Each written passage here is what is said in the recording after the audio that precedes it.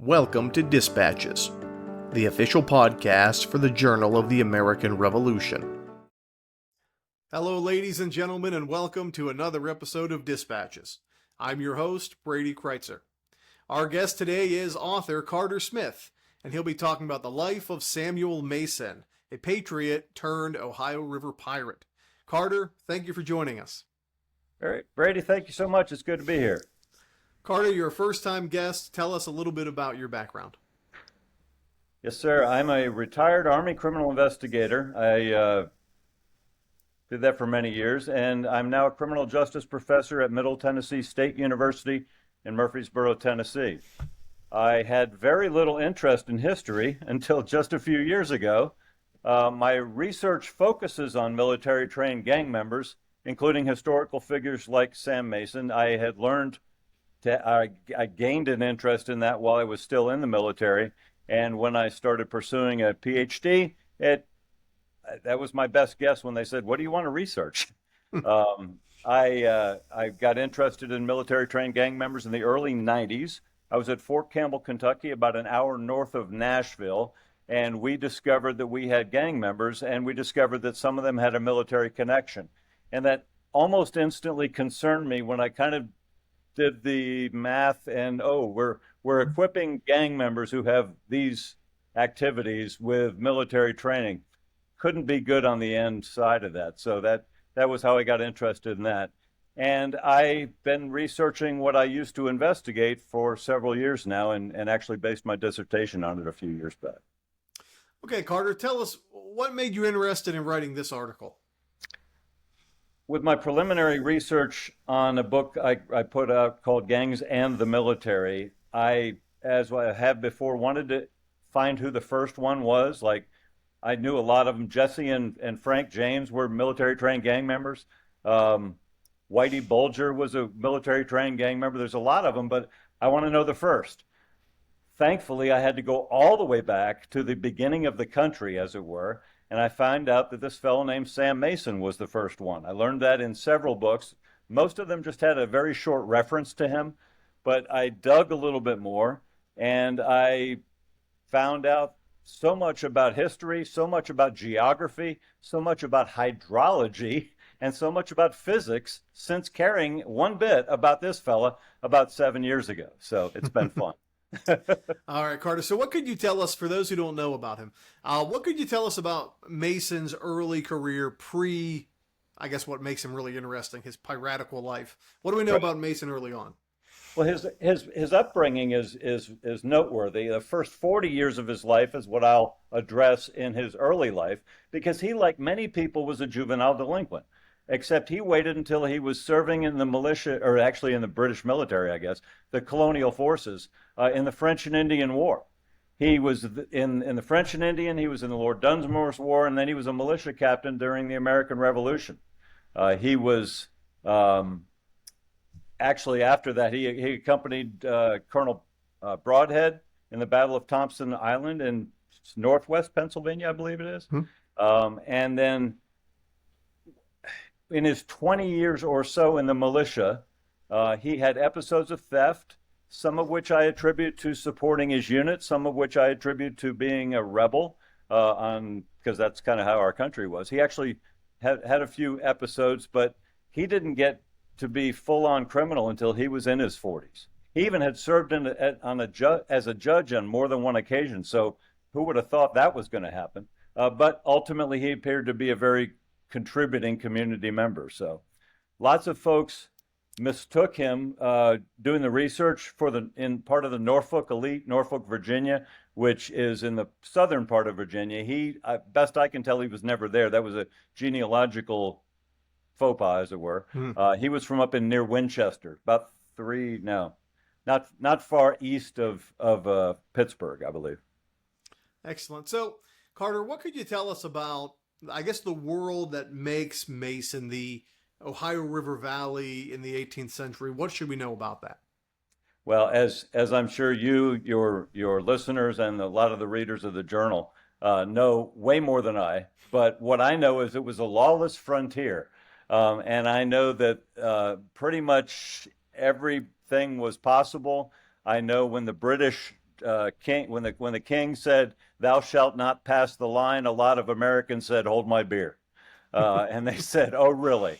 But regardless, as it all worked out, it was the main artery, the Ohio River and the things around it was the main artery for transitioning anything, whether it's product or people, anywhere on the continent.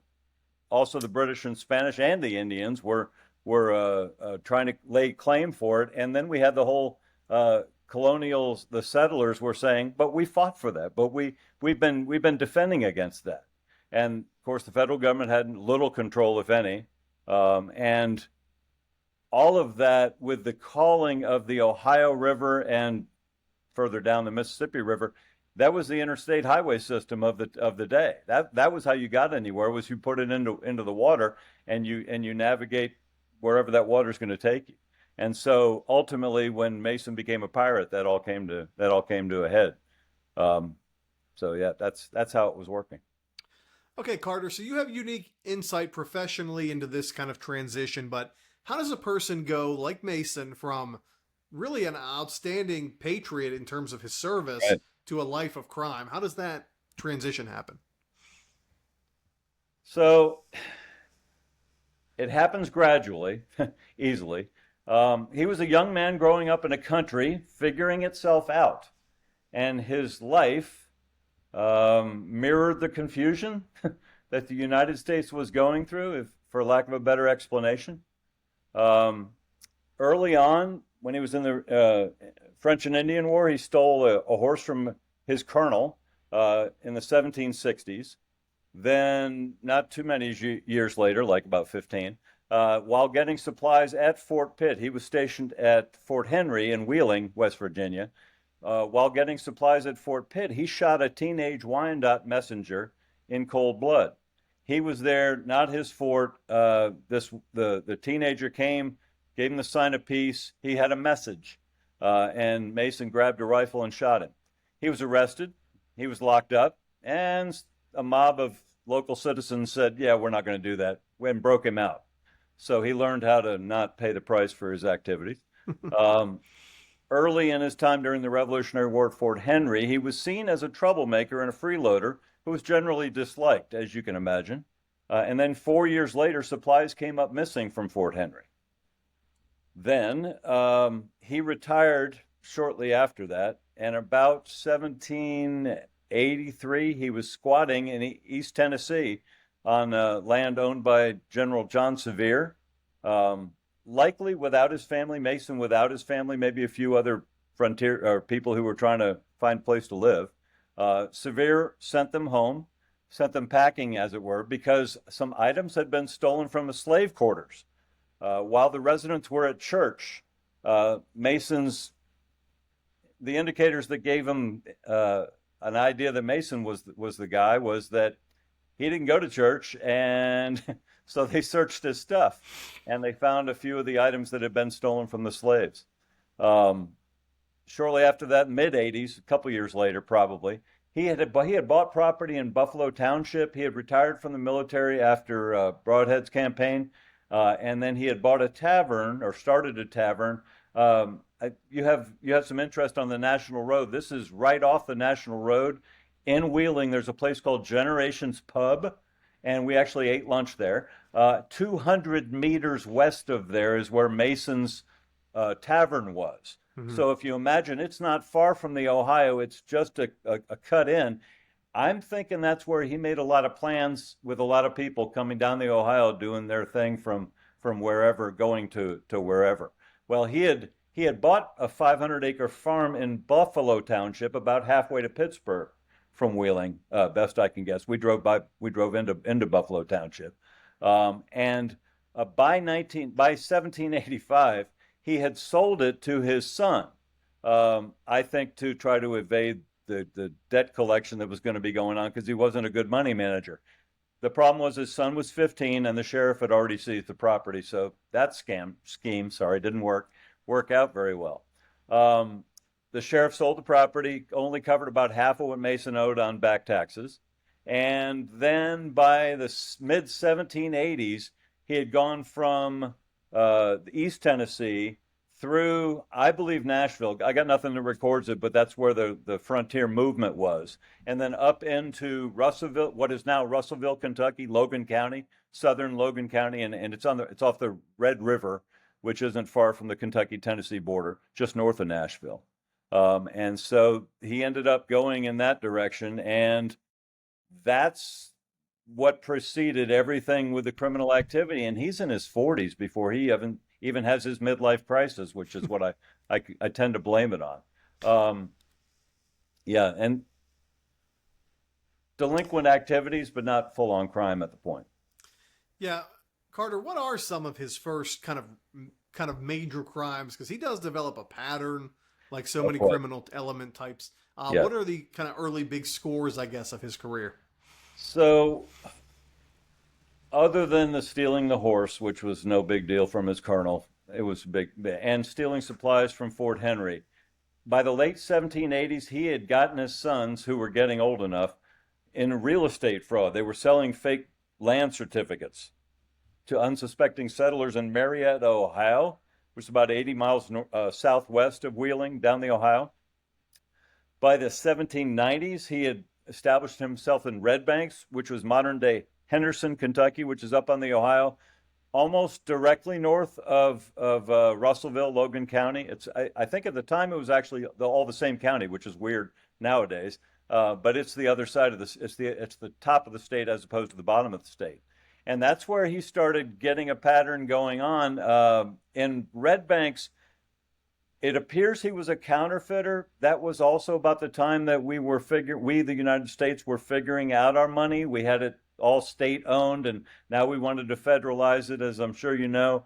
And he took advantage of that because people were going to be coming down the Ohio, and they could do some trading, and he could clean some money, launder some money. Um, by 1794 or 95, a fellow named John Dodd from Washington County, Pennsylvania, had gone down to New Orleans and came back up through Red Banks and died. Mason was identified as the person that killed him. Best anybody could figure or piece together was there was some kind of falling out between the two when Mason was a judge back in Washington County.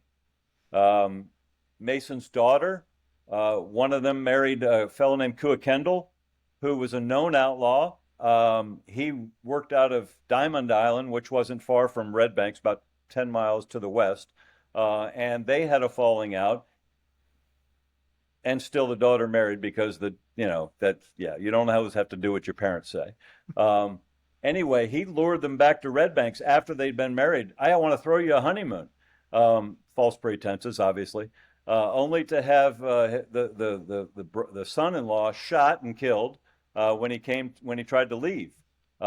His daughter then relocated to Cape Girardeau, Mississippi. She got as far as she could away from him and still be in the general area of the frontier. Um, he approached the new constable. Kentucky, I believe, became a commonwealth about 1794, I believe. Anyway, they appointed a constable right then because people like Mason were in their state. And he went to the constable and he said, "Hey, I want you to sign some documents." And the constable said, "Nah, it doesn't sound right to me." So Mason and his gang attacked him, beat him up, threw him over a fence, and left him for dead. Mason kidnapped a female slave and her two children from a fellow who was a local resident, a fellow named Knox. And then the constable and Knox successfully retrieved the slave and her children, but Mason's men attacked Knox for standing up for his own property, as it were. And then Mason's oldest son, Thomas, openly threatened the constable. And then the constable's cousin, Thomas Durbin, intervened, and so Thomas Mason killed him, and then fled from Red Banks. So the follow-up to that was another one of Mason's gang members, a fellow named Henry Harvard, um, ambushed and killed Dunn, the constable, and then fled down to the southern part of Kentucky. The regulators, who were all over this place at the time, since we didn't have interstate police or state or international or excuse me, national police, they followed him down to his dad's house and killed him hiding under the bed. So that was that was his last act, or at least his gang's last act. It was late 1797 that Mason and his gang said, "You know what, Red Banks, it was nice knowing you. We're out of here. We got to go." They moved about 10 miles west back to Diamond Island and hung out there for a while. But they shifted to piracy that same year when they moved even further down to Cave and Rock, further west to Cave and Rock. Um, let me note this though. His path wasn't unlike many privateers turned pirates. He grew up, I'm sure. He grew up, I know, listening, I'm sure, to a lot of stories about pirates. He didn't want to be like any of them. He wanted to be a river pirate, it appears, more than a sea pirate, but he had the same mindset. You'd done an interview in March of 2019 with Richard Werther, I believe it was. No, Yep. about Richard. Yeah, with Richard Werther Hmm. about Captain Lambert Wicks.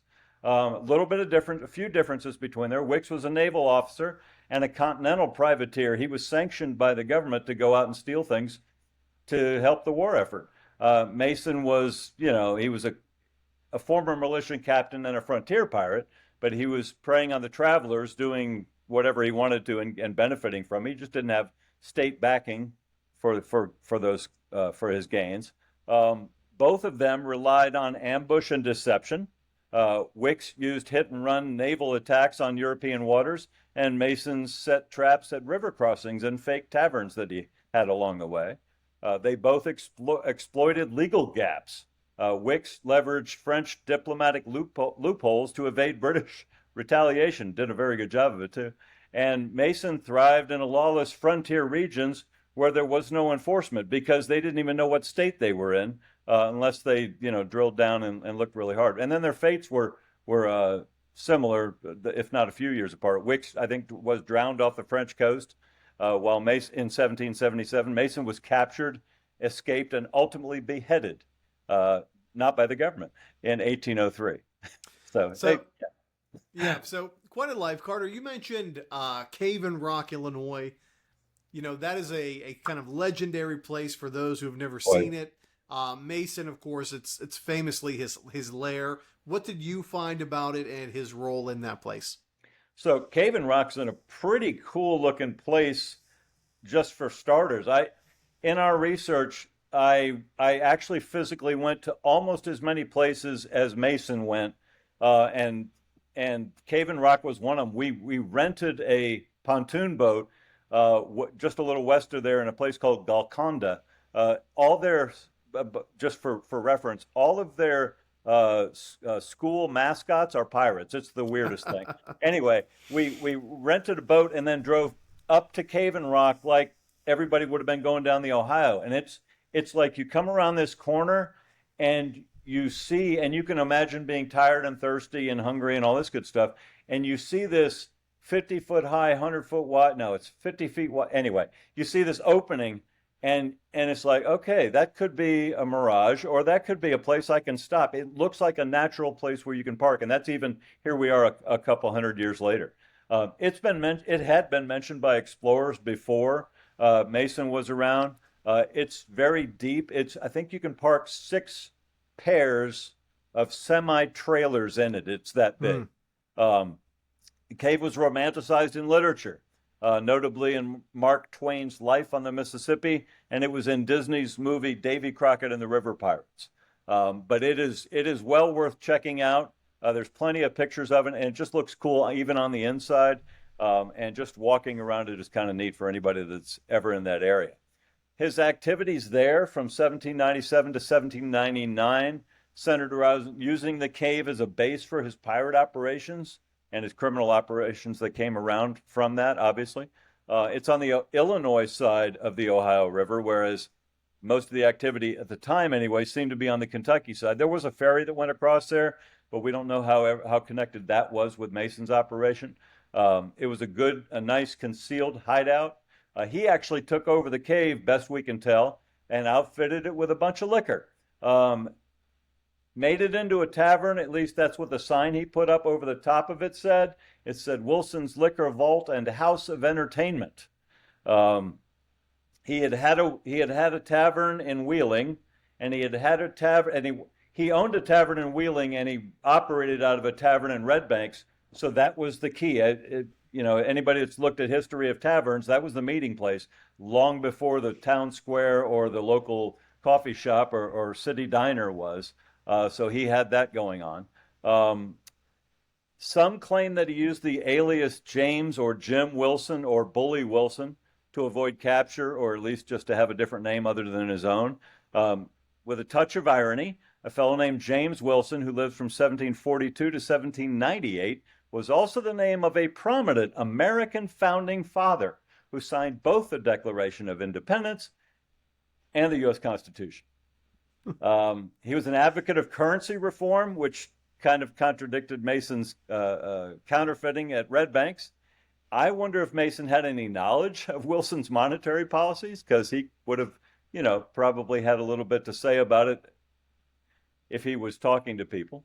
On the note of taverns, I know you've written extensively on the Whiskey Rebellion. Yes. Mm-hmm. I think you'll appreciate this. Sam Mason's own brother, Isaac Mason, who was a master iron worker and was very wealthy, especially contrasted with Sam, for his legitimate work. He actually played a role in that conflict, but to the right side of the law. While Sam was, let's say, pursuing alternative revenue streams along the Ohio and Mississippi, Isaac was sitting as a judge in Fayette County, Pennsylvania, trying to maintain some semblance of order. At one point, Isaac even issued warrants against Whiskey Rebellion rioters, as I found.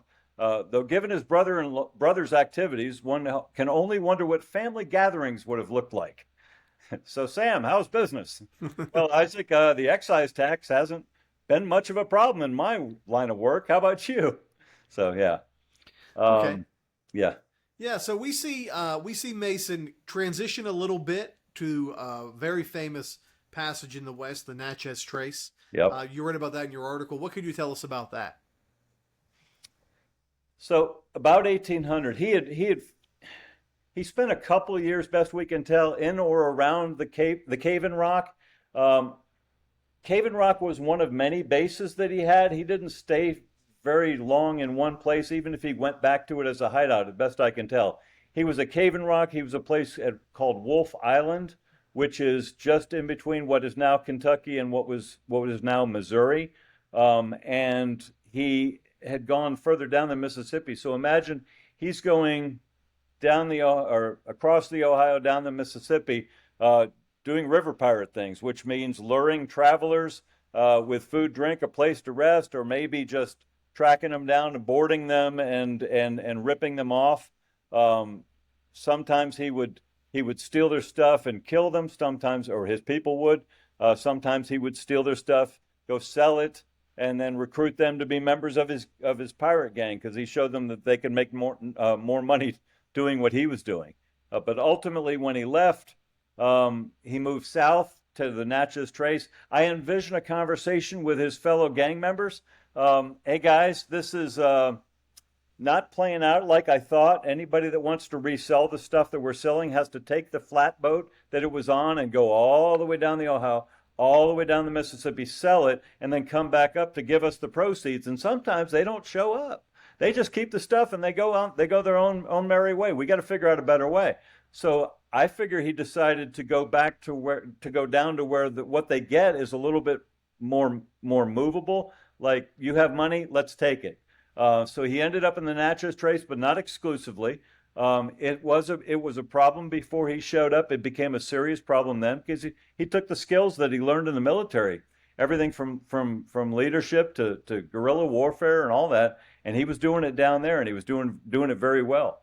One of his first major robberies down there, best we can tell, was some Kentucky boatmen at a place called Gum Springs, which is just south of modern-day Nashville, Tennessee.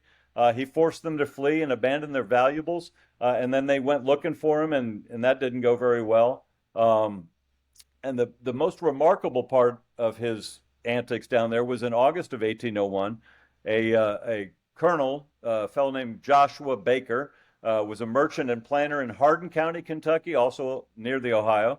He made a yearly trip down to New Orleans, and he was coming back from there via the Natchez Trace, which was the pattern. This was a time when flatboats only went one way. They were built with fantastic wood from the Northeast United States, but without motors or sails that would get us anywhere.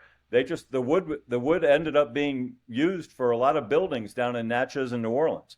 So he was working his way back up the Natchez Trace. He was being careful.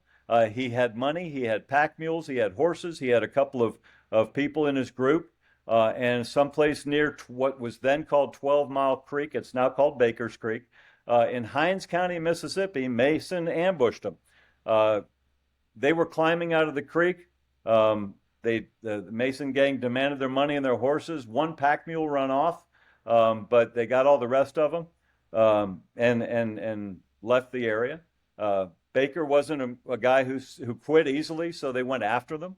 They were ambushed again, and then this time Mason he took the last pack mule, but he allowed them to keep their riding horses and their weapons, or their sidearms, I assume, without too many bullets. And so Baker, again, not one to quit, got together a posse of local folks. And this time Mason taunted him. He said, look, you're never going to get your money back. Just call it a day, cut your losses, move along. And something about that showed Baker that he was done. Mason was arrested for the crime, as was his son John, his number two son. They were tried in Natchez. They had a great defense attorney, a fellow named Wallace, who did like a lot of attorneys have lately in our country. He raised up the public sympathy by promoting them as regular, everyday humans. The magistrates, on the other hand, were unmoved, and they didn't care. They were convicted. They were sentenced to 39 lashes, which, if you know the history of punishment, that's a big deal, and 12 hours in the pillory. While they were being whipped, they cried out innocent with each lash. And after they were released, they shaved their heads, stripped off their clothing, and rode through town yelling like native warriors before they disappeared into the wilderness.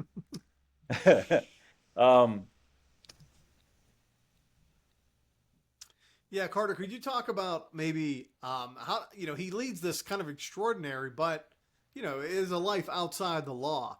Yep. How does Mason, story end? So he ultimately, Baker didn't quit just yet, though. Baker went back another time the next year, and this time Mason got him going down south. They hit him on his flatboat. Baker fought back. He had a cannon on his flatboat. That didn't help any. That was the last straw for him. He stopped trying to fix the problem himself, so he wrote to the governor. And the governor put out the all points bulletin, as it were. The governor of Mississippi, William Claiborne. He also had reached out to his counterpart in Louisiana, and they had launched an offensive on river piracy, dare I say, in the area. So by 1802, Mason had relocated to Little Prairie in Missouri. It's a small settlement it's now the southern part of Caruthersville, Missouri.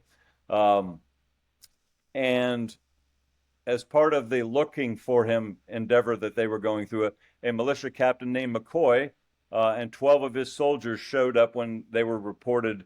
8 to 10 people were in this new house that they were renting, that in about 10 acres. McCoy went looking to see where Mason and his folks were. Mason walked up behind him and said, "Hey, you looking for me?" Or something like that, and asked what he was looking and what he was doing. McCoy kept it cool. He said, yeah, I'm just going around the neighborhood checking out passports and making sure everybody's legitimate here. You've got a group of people that live in your house. I'll stop by later in the day. They arranged a time. If you don't mind, I'd like to check everybody's passport, and then you guys are free to go. Mason said, yeah, sure, no problem. And not long afterward, Mason and just one orderly showed up at the cabin. They found the whole family awaiting his arrival. They were all ready. They had all their documentation. Actually, Mason was the only one with a passport, but everybody else showed identification. He said, "Is everybody here?" Mason said, "Oh, yeah, absolutely." And unbeknownst to Mason, the cabin had been surrounded. An armed militiaman said, "Everybody up against the wall, we're arresting you." So they were transported to New Madrid for a trial. and that's where the transcripts that I located were from that. Um, they were over several days interviewing of 15 witnesses, about half of them witnesses, about half of them family members or gang members. Uh, the unique part about the trial was that they were mostly American or English speakers, and the people trying them were mostly Spanish, but their common language was French. If you know anything about the Louisiana Purchase and the secret negotiations and all, that was kind of weird. But anyway, the transcripts of the trial were in French until about 100 years ago, and then they got translated back, as it were, into English. So the English speaker would testify, the French translator would type in French what he said, and then the French translator would read back in English to the witness, and the witness would verify what he just heard, and then he would sign where the French writing was that he didn't read, and that verified his statements. Totally unheard of nowadays in any trial system. They didn't have lawyers. There wasn't any defense. That yeah, it was anyway. It was quite interesting to review those transcripts. Um, Ultimately, they realized, and his Mason's game was, I'm going to beat jurisdictional challenges, and I'm going to commit my crimes in America and live in Spain. In 1800, he got a passport from the Spanish government. So he was bucking jurisdictions way worse than any criminal today is. And they caught him on that. They said, you know what? Since you were living in our country, Spain, like in Missouri, and you were committing all your crimes in America, we're going to send you down to our governor in New Orleans, and he's going to decide. So they shipped him down there. That was an adventure, just getting him down. But then the governor took not very long and said, I think we'll ship you to the Americans. Last thing Mason wanted was to be taken to the Americans. So, but that's where they sent him, and he got another chance to escape. Hmm. And so he did. They put him on the boat in New Orleans, upriver. Took a while, several weeks, and a mast broke, and about half of the crew had to go had to go cut down a tree, build a new mast, and meanwhile Mason and his crew overpowered the ones that remained, and many different stories on what went down, but ultimately it was basically McCoy, the leader, the captain, got shot. Mason may or may not have got shot, but they escaped ultimately. And what happens to Mason after that? So the same governor of Mississippi put a $2,000 in those days dollars reward on his head, and next thing he knew, he had two of his gang members offering to bring him in. And so he said, "Yeah, sure. I mean, you don't get any money unless you do bring him in." So they brought in a head, and they offered it as Masons. And there were several people, as you can imagine, in that area that were gathered around for this trial that knew Mason, including relatives of John Sevier over in East Tennessee, where he had been known.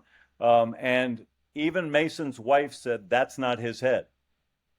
So the two gang members got tried for murder, since if it wasn't Mason's head, whose was it? Oh, it doesn't matter.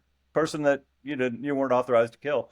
So they tried him for murder. They were sentenced to hang from the gallows until they were dead. And so they did, and we never heard of Mason again. So my thought is he died somewhere in the meantime, but he's not buried anywhere. Best I've been able to find. I've been in touch with quite a few of his descendants. They got nothing on his location. He may be in Memphis with Elvis. I don't know. I don't know. Okay, Carter. So we always like to end our show with the same question. It kind of really gets to the heart of what we do as historians. How do you think Mason's story helps us understand the American Revolution in the 18th century more clearly? I think what it does primarily is helps us understand the complex aftermath of the revolution. It wasn't just a one and done kind of thing. We had military leaders, people who found themselves in a new world of uncertain laws and didn't know what to do with it. Mason was an ex-Revolutionary War officer, and he didn't transition too well into a law-abiding citizen, did he? I don't think the frontier was a very well-regulated American space. It was contested, it was violent, it was economically unstable. Thankfully, in this country, that doesn't still exist. Um, but I think what we also see with Mason, and I wore my traditional pirate shirt for the interview. Mason didn't dress like this. But what we know is crimes on the river mirrored the crimes on the seas with sea pirates, just perhaps on a smaller scale because the size of the ships. Um, but many former privateers became pirates because they didn't have other skill sets. And I think that's sort of what Mason did. Um, it was a nuanced examination of the line between patriotism and lawlessness in post-revolutionary America. But all in all, what got me interested was my study of military trained gang members. And he used many of the skills learned in the military to terrorize the civilian population, not unlike what gang members today do when they get released into the wild back in their communities. Um, his story illuminates the challenges faced by veterans, uh, lauded as patriots perhaps, but then they find themselves navigating this new nation with limited opportunities that they didn't expect and a very fragile legal structure. Or to put it in the language of the time, in the grand tapestry of our fledgling republic, where the ink of independence had scarcely dried, we find that the virtues of a patriot and the vices of a pirate were oft separated by naught but a shadow and a step. Wonderful. All right, Carter Smith, thank you so much for joining us. Absolutely. Thank you for having me.